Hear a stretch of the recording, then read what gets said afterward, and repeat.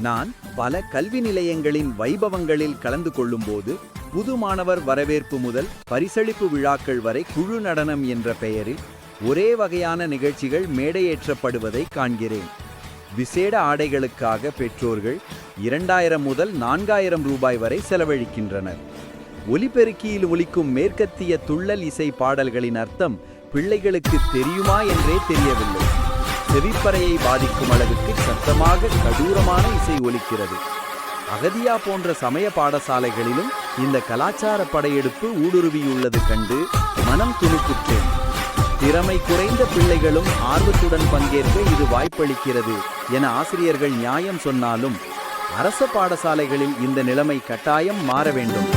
கலைத்திறன் மிக்க ஆசிரியர்கள் நல்ல ரசனைக்குரிய பல்சுவை நிகழ்ச்சிகளை திட்டமிட்டு மேடையேற்ற முன்வர வேண்டும். இதன் மூலம் மாணவர்களின் ரசனை திறனும் கலைத்திறன்களும் விருத்தியடையும். பெற்றோரும் அவர்கள் செய்கிறார்கள் நாமும் செய்கிறோம் என்ற மனப்பான்மையை களைந்து கலாச்சார விழிப்புணர்வு பெற வேண்டும்.